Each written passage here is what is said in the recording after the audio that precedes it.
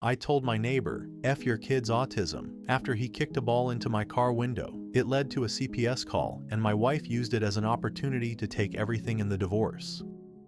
Yeah, I said it. And before anyone jumps on me, let me just say this. I know how it sounds. I know how I sound. But you don't get here overnight. You don't become this version of yourself because of one moment. It's slow. It builds. And then one day you're standing in your driveway, screaming something unforgivable at a 7-year-old kid with autism while your neighbor looks at you like you're the fucking devil. And in that moment, maybe you are.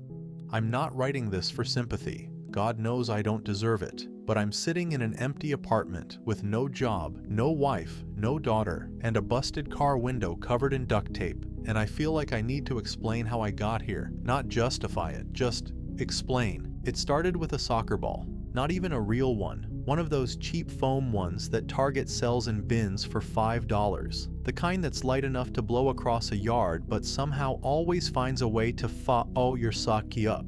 My neighbor's kid, he's 7, nonverbal, on the spectrum. He plays outside a lot, kicks this ball around for hours. I used to think it was kind of sweet, honestly, until it started ending up in my yard, then against my fence, then into my fucking grill. And yeah, I tried to be cool. I'd toss it back, wave, do the whole "it's no big deal" thing, but it kept happening, almost daily. And then last month, it hit my car, not the door, not the hood, the goddamn passenger window, shattered it.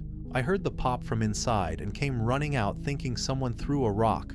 Saw the ball in the driveway, the kid just standing there, blank face, not reacting, and his dad jogging over saying, I'm so sorry, it was an accident." I snapped. Didn't even think. I just lost it. I yelled, loud, said something like, "Are you fucking serious?" And this is the third time this week. Neighbor kept apologizing, hands up, saying he'd pay for the window, but I was already too far gone. I looked at the kid, then back at him and just blurted it out. Your kid's autism." Just like that. Neighbor froze. His kid started crying, this shrieking high-pitched sob that felt like nails in my ears, and I knew right away. I'd gone nuclear. There was no walking it back. Not even sure what I meant by it. I was just angry and exhausted and done. But that sentence was like a gunshot in a silent room. Neighbor didn't yell back, didn't threaten me. He just scooped up his kid and walked off, said nothing, didn't even look at me. 3 days later, Child Protective Services showed up at my house. Said they got a concerned report that there might be aggression in the home. Asked to speak to me and my wife. Asked about our daughter. Asked if I ever raised my voice, drank in front of her, used inappropriate language. My wife was blindsided, or at least she pretended to be, but I could tell. She already knew.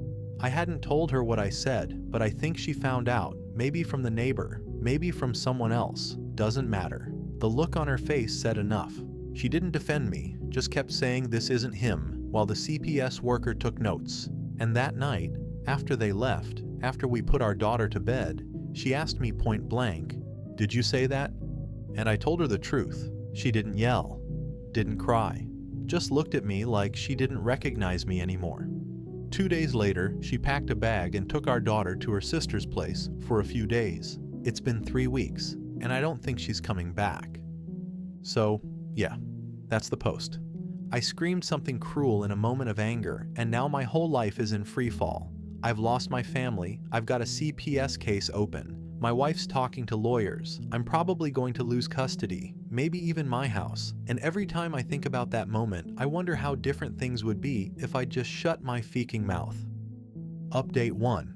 It's been a little over a week since my original post. I wasn't going to say anything else, but things just keep unraveling.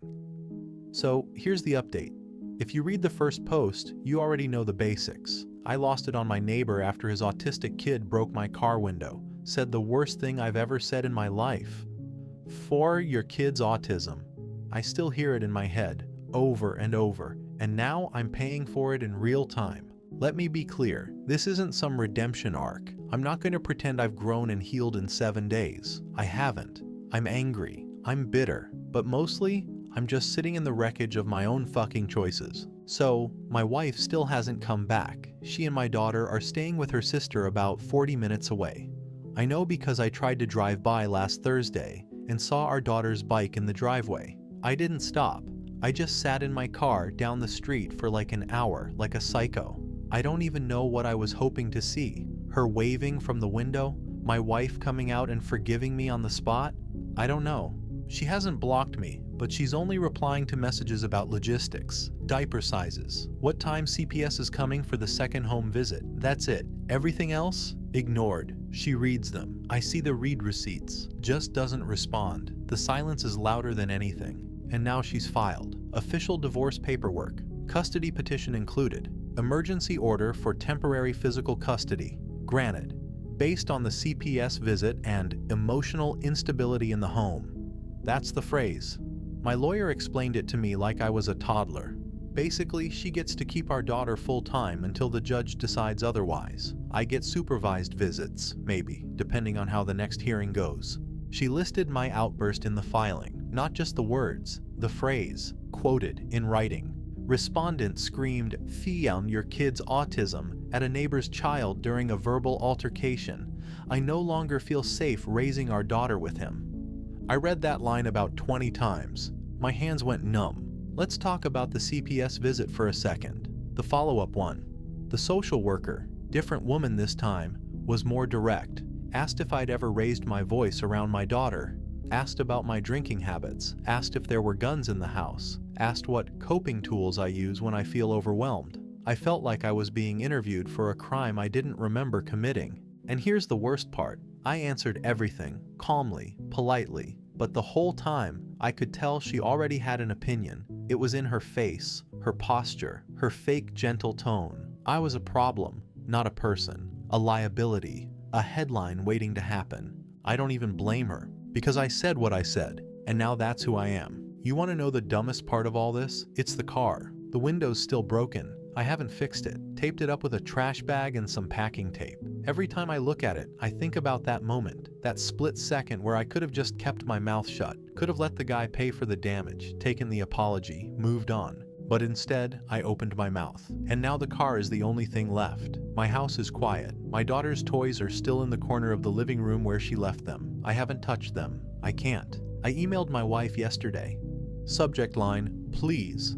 I didn't beg. I didn't rage. I just asked if we could talk. Just the two of us. No lawyers, no CPS, just one conversation before this becomes permanent. She hasn't answered, but I know she read it. 3:22 p.m. I don't know what happens next. I've got a lawyer. I've got court dates. I've got homework now. Anger management classes, parenting courses, some co-parenting communication training. The court is recommending. I'm doing it, all of it. But it might not be enough. Because this wasn't just a bad moment, this was a defining one. And the worst part? I get it. She thinks I'm unsafe. She's probably not wrong. I'll update again if anything changes. Right now, I just miss my daughter. Update 2. Approximately 3 weeks after original post. The caseworker closed it. That's the big headline of this update. Child Protective Services officially closed the investigation. No evidence of neglect or abuse, no ongoing safety concerns. She signed off on it last Friday. It should have been a relief. It wasn't, because as far as the court's concerned, I'm not dangerous. But as far as my wife is concerned, I'm still not safe. Let me explain. After the second visit, after the parenting class intake, after I let that woman rifle through every corner of my house like I was hiding bruises under the rug, CPS wrapped it up, said I was cooperative and appropriately remorseful, whatever the hell that means. The last thing the caseworker said to me was, and I quote, "It's good you're taking accountability, but don't confuse this with vindication." Then she smiled like that was helpful. So, yeah, I'm not on any registry. I'm not getting a knock on the door in the middle of the night. I'm not losing parental rights, not officially. But the second that report hit the system, my wife's lawyer filed 3 motions. Emergency extension of physical custody, petition for supervised only visitation, request for psychological evaluation. That last one, that one stung. Not because I think I'd fail it, but because that's how far we've fallen. She's not just scared of me losing it again. She wants it documented, on paper, that I'm unstable, so she never has to let me near our daughter unsupervised again. I asked my lawyer if we could challenge it. She said, "We can try, but after a CPS investigation, judges play it safe." Translation: I already lost. And then, because nothing in my life can unravel alone, I ran into the neighbor again. Same guy, same driveway. This time I was getting into my car to leave for class. Yes, I started the court-recommended parenting class. More on that later. And he was just standing on his lawn, watering a patch of dirt like it was sacred. He didn't say anything, didn't look over, didn't even flinch when I got in my car and sat there for 5 straight minutes trying to start the engine. I used to want to yell at him, ask why he had to escalate, why he couldn't just accept the apology I never gave, why he had to call the fucking state on me. Now I just wanted to ask if his kid was okay, but I didn't. I just drove away. The class is fine, I guess. Positive parenting strategies. Everyone calls it anger camp. It's 6 guys in a church basement and a woman named Cheryl who says gentle discipline starts with gentle thoughts, while handing out worksheets that feel like preschool for grown-ups who fubbed up. One guy's there for yelling at a ref at his kid's soccer game. Another guy hit a wall, literally, left a fist-sized hole in the drywall. Makes me look like Mr. Rogers in comparison. And still, every time they go around the circle and ask, "Why are you here?" I'm the only one who flinches. Because I'm the one who screamed at a 7-year-old. Not even my 7-year-old. I finally got to see my daughter last weekend. Supervised visit at a center. Neutral territory. Bright plastic chairs. Crayon bins. A staff member watching us from across the room like I was a zoo exhibit. She was quiet at first, clung to her little stuffed bunny, wouldn't look at me right away. But then, we played with blocks. She made a tower and said, "Daddy, don't knock it down." And I almost cried right there in front of everyone. I didn't knock it down. We built a second tower next to it. And when it was time to leave, she asked if I could come back to the house and help her make pancakes. I said I'd try. She said, "Okay, but mommy says maybe not yet." Then she hugged me. Real hug. Arms around the neck. Bunny smooshed between us. The supervisor gave me a smile. That pity kind. I ignored it. I don't care what paperwork says. That's still my little girl. I don't know what's going to happen next. The court hearing's in 2 weeks. We're supposed to go over custody formally. My wife hasn't said a word outside of app-based scheduling messages. I'm not allowed to text her directly anymore. Her lawyer requested all communication go through the co-parenting platform. I did start writing something, an apology letter, not to CPS, not to the court, not even to my wife. To the neighbor. I haven't sent it, it's still in drafts, but it starts with, "I said it because I was broken." But that doesn't make it less cruel. I don't know if he'll ever read it. Maybe he shouldn't. But I'm trying. If that counts for anything, I'm trying.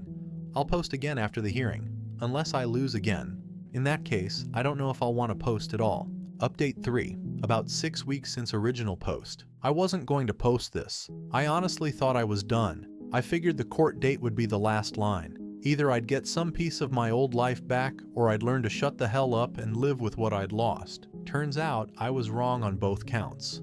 Court came and went. I'll get to that. But first I need to talk about what happened yesterday. My wife, I guess ex-wife now technically since the divorce filing was expedited last week, pulled into our old street in a white SUV I didn't recognize. I was outside, working on the stupid car again. Still haven't fixed the fucking window. I saw the passenger door open, and my daughter hopped out in a little pink jacket, holding that same bunny she clings to like a lifeline every visit. But it wasn't my wife driving, it was him. Some guy, probably 30s, clean cut, wearing sunglasses and one of those fleece zip-ups that screams, "Dad who owns a golf bag." I watched him walk around the car, open the back, and grab a duffel bag with my daughter's initials stitched on the side. He handed it to my wife like they've done this routine 100 times. She smiled, and I stood there behind my warped wooden fence, feeling like a fucking stranger in my own street. My daughter didn't see me, thank God, because I wasn't ready. I wouldn't have known what face to make. Do I wave? Do I cry? Do I scream? I did none of those. I just stood there, like furniture, like background. Now the court outcome. Since I know some of you actually care about the legal side, the judge granted modified visitation, still supervised, twice a month with a 90-minute limit. My lawyer fought for unsupervised time, but they cited the ongoing need for anger management consistency and emotional volatility documented in previous interactions. Translation: One fucked up moment is still tattooed on every piece of paperwork with my name on it. I asked my wife afterward, through the app, because that's all we use now, why she's letting some new guy pick up our kid before I'm even allowed to do school drop-off. She didn't respond for 2 days, then sent this, because he hasn't screamed at a disabled child in front of his own daughter. Fair, I guess, but it still felt like a punch. Here's the part I haven't told anyone. I'm starting to believe her, about me, that maybe I really did scare her, that maybe I wasn't just having a bad week or saying something stupid. Maybe I've been walking around with this undercurrent of rage for so long that no one saw me clearly until I cracked.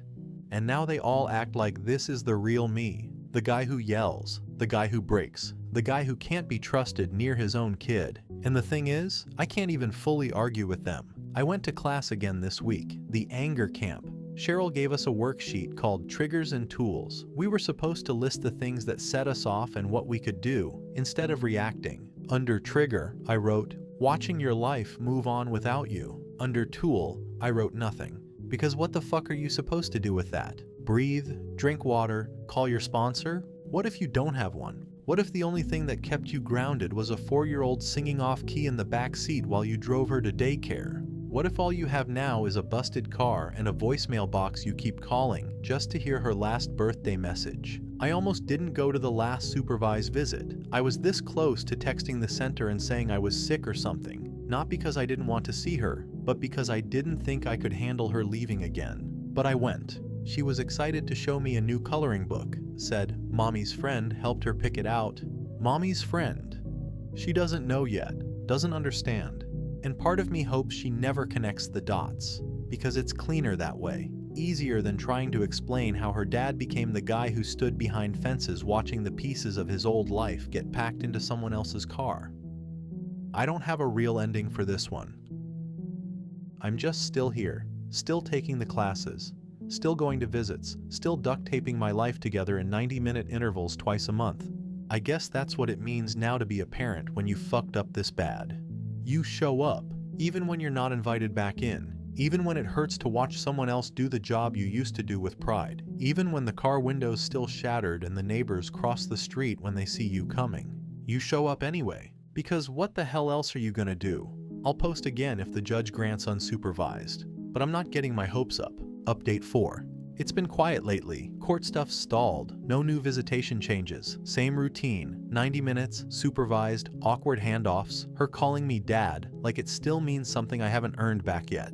But something happened last week I didn't think I'd actually do. I wrote a letter. Not to my wife. Not to my daughter. To them, the neighbors. Yeah, the ones with the kid I screamed at.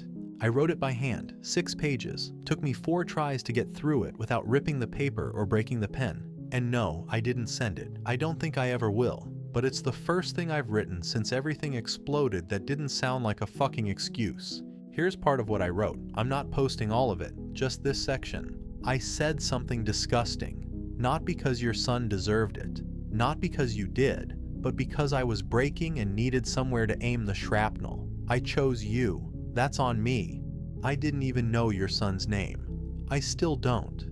All I saw that day was a ball through my window and a family I'd already decided I hated for being louder than I could handle. I never asked if you were tired, or scared, or just surviving like I was. I screamed something cruel, and now that moment defines me more than any other thing I ever said to anyone. I don't expect forgiveness. I wouldn't give it to me either. But I wanted you to know that if I could take it back, I would. Not for me, for him. I folded it up, sealed it, wrote for the boy's parents on the front. It's sitting in my glove box now, next to a granola bar and a receipt from the parenting class I forgot to turn in. I thought about putting it in their mailbox or taping it to their door. I even drove by once, middle of the day, slow enough to catch a glimpse of the kid in the yard, bouncing a ball, this time far away from any car. But I didn't stop, didn't drop it off, because maybe the letter isn't for them. Maybe it's for me, to admit what I did. To stop pretending this was just one bad day, and accept that it was more than that it was a crack in the dam that flooded everything. I saw my daughter again yesterday. She colored a picture of our old house, the one I still technically own half of, but haven't set foot in since the incident. She pointed to the garage and said, That's where Daddy used to yell at his car." I laughed. Then I cried in the parking lot after the visit, because that's what I'm becoming now. Background noise in her memory. A man yelling at metal. A man too loud to be safe. I'm trying to undo it, I swear I am. But it feels like I'm trying to unburn paper. Anyway, the parenting coach says I'm doing the work. That's what she calls it. The work. Some days it feels like a scam, like I'm putting on a show to maybe get back half a seat at the table I used to host. Other days, it feels like the only thing keeping me from disappearing completely. I asked her last session, what if I do all this and it still doesn't matter? What if I'm always going to be the guy who screamed at a kid and scared his own family off? She said, then at least you'll know you weren't him forever. I don't know if that helps, but I wrote it down anyway. Update 5. I figured I would update because I ran into my old neighbor at the grocery store, not the kid, his dad, the one I screamed at. He didn't see me at first. He was in the frozen aisle with a cart full of kids' snacks and some brand of yogurt I used to buy when I still packed lunches for daycare. I could have turned around, could have ducked into the cereal aisle and left it alone, but I didn't. I walked right up. Didn't say anything at first. Just stood there like an idiot until he turned and noticed me. He flinched. Didn't say a word, just looked at me like he was bracing for impact, and I said, I know you'll never believe this means anything, but I'm sorry for what I said, for how I said it, for putting that weight on your kid, even for a second. He blinked a few times, didn't nod, didn't accept, just stood there, then said quietly, he still flinches when someone yells, even if it's not at him, and walked away. That was it. That was my closure. I sat in my car for almost an hour after that, windows fogged, radio off, hands shaking, and I finally let myself admit something I've been dancing around since the day this all blew up. I didn't yell at that kid because I was mad at him. I yelled at him because I hated myself, and for the courts not changing anything, still supervised, no overnights, no timeline for revisiting it. And honestly, I'm not fighting it right now. Because maybe I need to earn more than just visits. Maybe I need to earn her safety, not physical, emotional. The safety of knowing Dad doesn't blow up when he's under pressure. The safety of never having to flinch. The car's still got the busted window. I stopped trying to fix it. Not because I can't, I could, but because I shouldn't forget it happened. That crack in the glass is the truest reflection of who I was that day. And maybe it's a better mirror than any I have inside the house. I've taped my daughter's last drawing to the dashboard. It's faded now, crayon clouds and stick figures. She drew me with a big head and tiny hands. I used to think it was a joke. Now I think maybe she saw more clearly. This will be my last update. Thanks for reading, and if you commented, messaged, or just sat with this story,